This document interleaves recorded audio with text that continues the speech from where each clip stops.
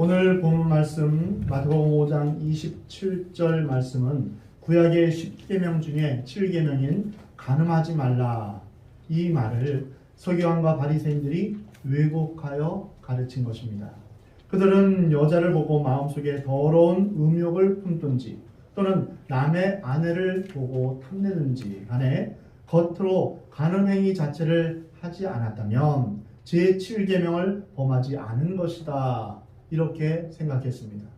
그래서 자기들은 하나님 앞에서 죄가 없는 것처럼 위장하고 떳떳하게 성전에 나와서 제사를 드렸습니다. 뿐만 아니라 어쩌다가 인간의 연약함 때문에 실수하고 간음한 사람들을 보면 혹독하게 그들을 정죄했습니다.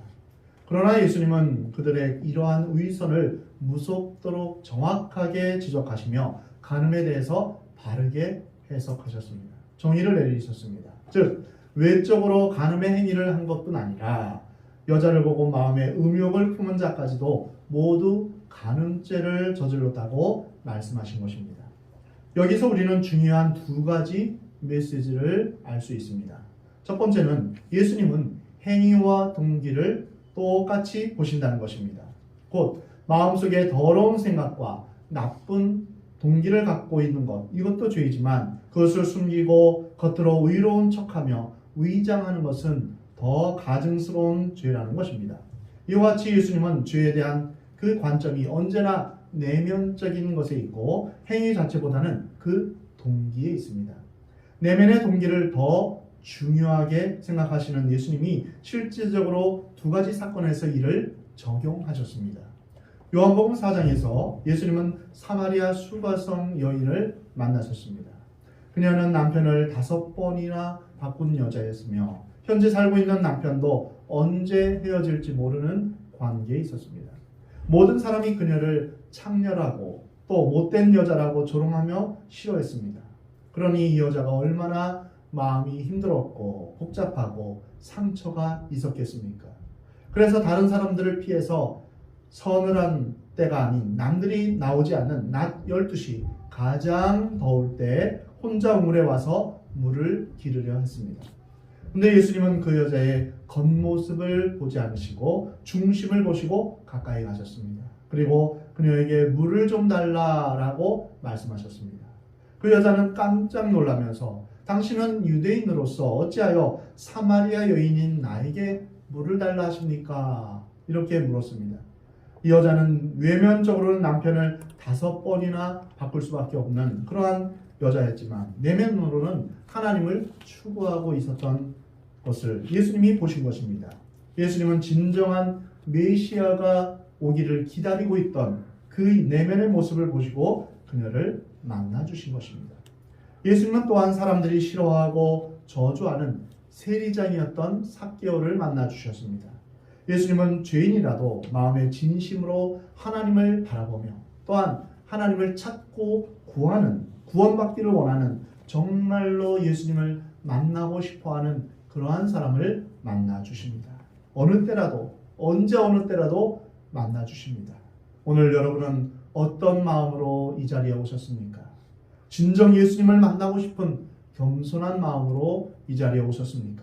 그렇다면 중심을 보시는 주님은 오늘 반드시 여러분을 만나 주시고 위로하시고 복을 주실 것입니다. 하나님은 그 마음 가운데 간절히 주님을 찾는 자에게 하나님께서 만나 주실 것이라고 약속하셨습니다. 또 한 예를 요한복음 8장에서 찾을 수 있습니다. 간음하다가 현장에서 잡힌 여인을 예수님께 데려온 이야기입니다. 많은 사람들이 이 여자를 돌로 치려고 손에 돌을 쥐고 있었습니다. 이미 재판이 끝난 양 정죄하고 비판하고 이제 사형을 집행하려고 준비 중입니다. 근데 예수님은 어떻게 반응하셨습니까? 물론 여자가 간음하다가 현장에 붙잡힌 것은 분명한 죄요 잘못된 것입니다. 그러나 예수님이 그녀를 만나신 것을 보면 그녀는 마음속 깊이 뉘우치고 있다는 것을 알 수 있습니다. 그녀는 말할 수 없는 후회와 수치 속에서 죽을 것만 같은 그런 가난한 마음의 상태가 되었을 것입니다. 그래서 이제 자기는 모든 사람에 의해서 돌에 맞아 죽어야만 하고 아마 하나님도 자기를 버릴 것이라고 생각했을 것입니다. 고개를 숙이고 눈을 질끈 감은 채 사형언도가 내려지는 것을 기다릴 뿐이었습니다. 그러나 예수님은 그렇게 겸손해져서 회개하는 사람을 기뻐하시고 그에게 다가가십니다. 그때 여러 사람이 예수님께 묻습니다. 주여, 이 여자를 어떻게 할까요? 이때 예수님 말씀하십니다. 너희 중에 죄 없는 자가 먼저 돌로 치라. 이 말씀은 예수님께서 돌로 치려는 사람들의 양심을 향해 하신 말씀입니다. 근데 놀라운 것은 이 말씀을 듣고 자기들의 내면의 죄를 보게 된 사람들은 어른부터 젊은이까지 모두 그 자리를 떠났다는 것입니다. 이제 여자 홀로 남게 되었습니다. 여자여, 너를 고발하던 그들이 어디 있느냐? 너를 정죄한 자가 없느냐? 주여, 없나이다. 나도 너를 정죄하지 아니하노니 가서 다시는 죄를 범하지 말라. 오늘 우리에게도 이런 은혜가 넘치기를 주의 이름으로 축원합니다. 사랑하는 형제여, 사랑하는 자매여, 내가 내 중심을 아노라. 내가 괴로워하고 눈물을 흘리고 그렇게 어려워하는 중에 있는 너의 마음을 아노라. 내가 너를 정죄하지 않겠다. 가라. 바로 이분이 예수 그리스도이십니다. 우리의 죄값을 대신 치르기 위해 모질고 험한 그 십자가의 고통과 고난을 우리 대신 겪으셨습니다. 내가 지은 죄로 인해서 내가 당해야 될 수치와 모욕을 예수님이 대신 당하신 것입니다. 내 죄로 말미암아 내가 피를 흘리며 죽어야 하는데 예수님께서 대신 피를 흘리신 것입니다. 이러한 은혜를 받은 우리가 어떻게 감히 이제 내가 용서함을 다 받았다, 이제 내 마음대로 죄 지으면서 내가 하고 싶은 거 다 하면서 살자, 이렇게 말하면서 예수님을 다시 십자가에 못 박을 수 있겠습니까? 주님의 은혜로 구원받았으면 구원받은 자답게 살아야 합니다. 아멘. 이제 내가 너를 정죄하지 아니하노니 가서 다시는 죄를 범하지 말라. 이 말씀처럼 하나님의 말씀에 은혜에 감사하며 감격하며 우리가 거룩하게 신실하게 살아가기를 힘써야 될 것입니다. 그러나 반면에 마태복음 23장에서 예수님은 외적으로 완벽하게 죄를 짓지 않고 율법적으로는 흠이 없는 서기관과 바리새인들을 향하여 화 있을진저 라면서 저주하시며 7번이나 말씀하셨습니다. 예수님은 그들이 겉으로는 깨끗해 보이지만 속으로는 탐욕과 방탕이 가득하고 시기와 질투와 음란과 살인이 가득해서 회칠한 무덤과 같고 또한 독사의 새끼들과 같다라고 말씀하셨습니다. 여러분은 하나님을 진심으로 사랑하고 계십니까? 습관적으로 예수님을 믿고 있지는 않습니까? 주일이 되어서 때가 되어서 교회에 나오는 것은 아닙니까? 겉으로 나타난 종교적인 열심만 있는 것은 아닌지 우리 자신을 돌아봐야 합니다.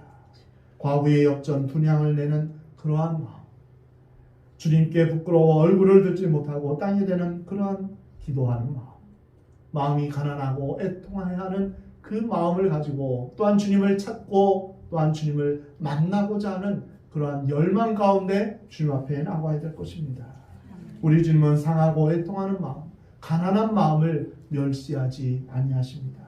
우리 주님은 우리의 내면을 보십니다. 두 번째로 오늘 본 말씀을 통해 주시는 메시지는 성경 말씀에서 그 진리의 말씀은 예나 지금이나 똑같이 가능하지 말라라고 말씀하십니다. 이 말씀처럼 현대인에게 오늘을 사는 우리에게 절실한 말씀은 없습니다. 이 세상은 온통 간음하는 도시 같습니다. 교회가 하나 서면 술집도 하나 섭니다. 얼마나 내면적으로 타락했는지 이루 말할 수가 없습니다. 혼전 순결을 지키는 사람은 구시대적인 사람으로 취급받습니다. TV 드라마는 불륜이나 이혼 이야기가 단골 소재가 되었습니다. 하나님은 십계명에서 가정의 질서를 지키기 위해 부모를 공경하라 하는 원리를 주셨습니다. 사회의 질서를 지키기 위해 살인하지 말라라는 말씀을 주셨습니다. 그리고 부부의 신성함을 지키는 원리로 간음하지 말라라는 말씀을 주셨습니다.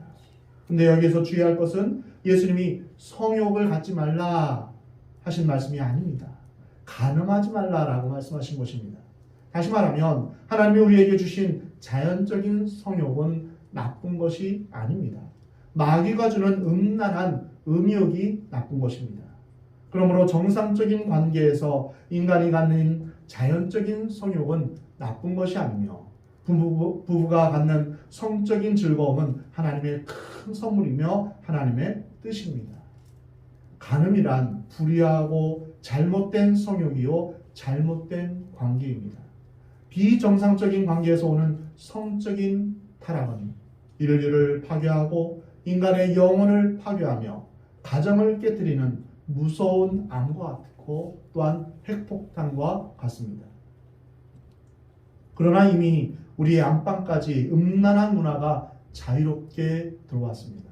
영화, 신문, 드라마, 예능까지 걷잡을 수 없는 음란한 풍조가 만연해 있습니다. 이렇게 홍수처럼 밀려드는 성적인 부패와 타락을 누가 막을 수 있겠습니까? 정부나 군대가 막지 못합니다. 소돔과 고모라가 정치가 없어서, 경제가 없어서, 군사가 없어서 망한 것이 아닙니다. 도덕적인, 성적인 타락과 부패 때문에 망한 것입니다. 미국이나 유럽 등 선진국이라고 하는 나라들도 마약과 성병, 에이즈와 동성애, 도덕적인 타락 앞에서 국민들은 정신을 잃고 있습니다. 국력을 키우고 인권을 주장하며 자기 권리를 주장하는 일은 중요합니다. 그러나 이거보다 더 중요한 것은 도덕적인 순결을 지키는 일입니다. 요즘 젊은이들 사이에서 혼전 순결을 지키는 것을 우스운 일로 여기며 결혼식 때 약속한 부부의 정절을 깨트리는 것을 쉽게 생각합니다. 이것은 위기입니다. 도덕적 타락은 정치나 경제의 타락보다 더 엄청난 타락입니다. 이런 위기 앞에서 우리가 현실에 처해 있다는 것을 우리는 심각하게 깨달아야 합니다. 성경은 간음하지 말라라고 말씀하십니다. 그리고 예수님은 한 걸음 더 나아가서 음욕을 품고 여자를 보는 자마다 마음에 이미 간음하였다라고 말씀하십니다. 이 말씀은 죄의 심각성을 보여주고 있습니다. 여기에서 여자를 본다라는 것은 현재 분사형으로 쓰여집니다. 이것은 여자를 한 번 보고 순간적으로 충동을 받는 것이 아니라 적극적이고 고의적인 의도를 가지고 계속적으로 자꾸 보는 것을 말합니다. 음란한 잡지나 영상을 의도적으로 사서 보든 찾아서 보는 것, 이런 문제입니다. 유혹이 많은 세상에서 돈을 벌려는 사람들이 자극적인 사진이나 영상으로 사람들의 욕망을 자극하며 시각적으로 끌리게 만들기 때문에 이러한 모습들은 더 심해지고 있습니다. 새가 우리 머리 위를 날아다니는 것은 우리 잘못이 아닙니다. 그러나 우리 머리에 둥지를 트는 것은 우리의 잘못입니다.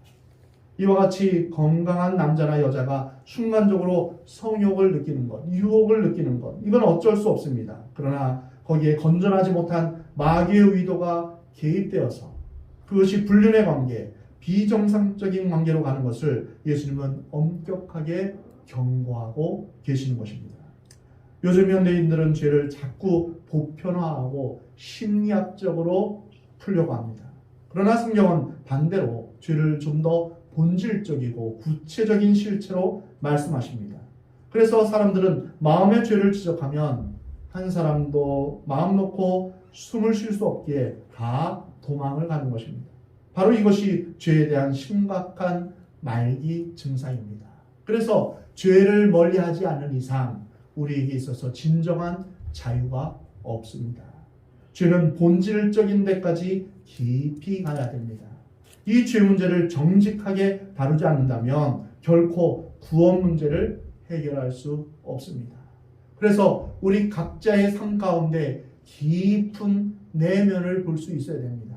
내 안에 깊은 죄 가운데 어떤 죄가 도사리고 있는가, 그것을 깨닫는 것이 구원으로 가는 길이 되는 것입니다. 우리는 자신들의 내면의 죄는 숨기면서 자기가 무슨 죄인이냐, 내가 무슨 죄인이냐 라면서 당당하게 주장하는 사람을 통해 죄의 교활성을 보게 됩니다. 간음의 경우도 마찬가지입니다. 나는 결코 간음하지 않았고 깨끗하다 하는 사람이라 하더라도 음욕을 품는 것에 대해서 자유로운 사람이 있을까요? 남의 이혼이나 스캔들 기사에 관심이 있고 또 소설이나 영화, 드라마에서의 부도덕한 관계에 흥미를 갖는 이유는 무엇일까요? 왜 음담패설 듣기를 좋아하고 말하기를 좋아할까요? 이유는 간단합니다. 다른 사람의 음란 행위를 통해서 대신 즐기고 있는 것입니다. 바로 이것이 우리의 내면의 모습이며 우리 모두 간음한 사람인 것입니다. 우리는 이것을 인정하고 겸손하게 주님 앞에 돌아와 깨끗함을 받고 기도해야 합니다. 마태복음 5장 29절 30절 오늘 본 말씀을 통하여서 만일 내 오른눈이 너로 실족하게 하거든 빼어내버리라. 내 백체 중 하나가 없어지고 온 몸이 지옥에 던져지지 않는 것이 유익하며 또한 만일 내 오른손이 너로 실족하게 하거든 찍어내버리라. 내 백체 중 하나가 없어지고 온 몸이 지옥에 던져지지 않는 것이 유익하니라. 3세기경 유명한 신학자인 오리게는 이 말씀을 지키기 위해 실제로 거세를 했습니다.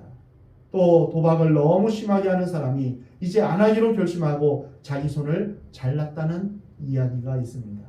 그러나 이 말씀의 참 뜻은 실제로 눈을 빼고 손을 자르라는 뜻이 아닙니다. 마틴 로이드 존스 목사님은 당신이 만약에 죄를 지어서 오른쪽 눈을 빼버렸다면 왼쪽 눈이 또 죄를 지을 때 왼쪽 눈도 뺄 것입니까? 오른손을 잘랐는데 또 죄를 짓는다면 어떻게 할 것입니까? 이렇게 말했습니다. 그렇습니다. 육체를 아무리 잘라내어도 소용이 없습니다.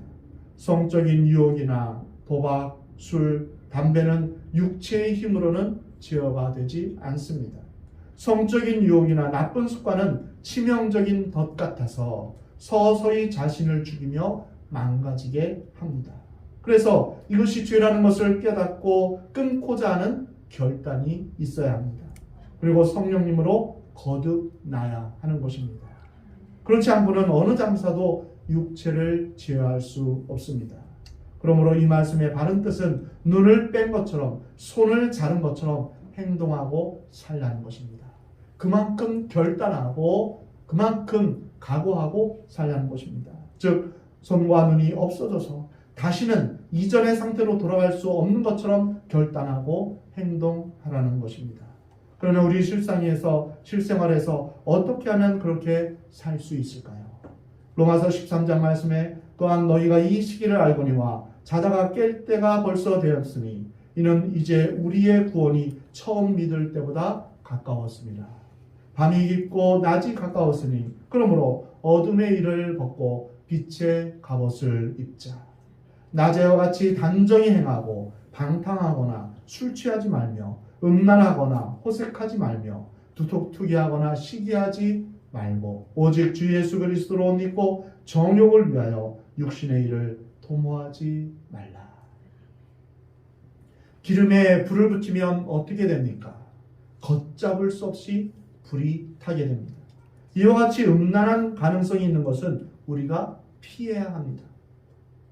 그러기 위해서 먼저 우리의 몸을 잘 관리해야 됩니다. 정욕을 위하여 우리의 육신을 사용하지 말라라고 말씀하십니다. 우리의 육체는 그대로 두면 한없이 버릇이 없어지고 방탕하고 게을러지는 그러한 못된 습성을 가지고 있습니다. 그러므로 우리의 육체를 잘 다스리고 훈련해야 합니다. 특히 경건의 습관을 들이기를 힘써야 합니다. 예수님처럼 매일 아침 일어나자마자 주님과 함께 교제하며 또한 하나님 앞에서 말씀을 읽고 묵상하는 습관을 들여야 합니다. 무슨 일을 하든지 기도로 시작하는 거룩한 습관을 들여야 됩니다. 주님, 이 일을 하는 것이 주님이 원하시는 것인가요? 주님이 뜻하시는 것인가요? 우리가 묻고 시작해야 합니다. 육체의 정욕을 따라 살기를 거부해야 합니다. 로마서 8장 13절 말씀에 너희가 육신대로 살면 반드시 죽을 것이로되 영으로서 몸의 행실을 죽이면 살리니. 반드시 죽는다. 이 말씀은 하나님께서 선악을 알게 하는 나무 열매를 먹지 말라. 그것을 먹으면 반드시 죽을 것이다 라고 말씀하신 것과 같습니다. 우리가 육신대로 살면 반드시 죽을 것이다 라고 하나님은 우리에게 말씀하십니다. 그렇다면 우리가 육신대로 살지 않기 위해서 어떻게 해야 될까요? 영으로 살아야 됩니다. 영으로서 몸의 행실을 죽이면 산다라고 말씀하고 있습니다. 성령의 법이 죄와 사망의 법에 육신의 법을 이길 수 있는 것입니다. 이것이 유일한 길입니다. 성령은 살리는 영이며 우리를 진리로 인도하시며 빛과 생명으로 이끄시는 분입니다. 늘 성령의 이끄심을 따라 사는 저와 여러분이 되기를 하나님은 원하십니다. 성령께서 나를 다스리시고 나를 주장하시도록 성령님께 늘 맡기는 여러분의 삶이 되기를 바랍니다. 두 번째로 어리석은 말이나 희롱의 말을 조심하십시오. 에베소서 5장 3절에 음행과 온갖 더러운 것과 탐욕은 너희 중에서 그 이름조차도 부르지 말라. 이는 성도에게 마땅한 바니라. 음란한 영상을 보면서 나는 죄 안 지을 거야 라고 하는 것은 어리석은 생각입니다. 술집에 있으면서 나는 죄를 극복할 수 있어. 이것은 위대한 착각입니다. 그러한 잘못된 행동과 습관을 빨리 없애버려야 됩니다. 우리를 유혹하는 모든 요소를 근본적으로 잘라버려야 됩니다. 요셉이 보디발의 아내로부터의 그 유혹을 어떻게 극복했습니까? 그 자리를 벗어났던 것입니다. 우리도 모든 죄된 유혹의 모든 근원들, 문제들을 다 잘라버려야 됩니다.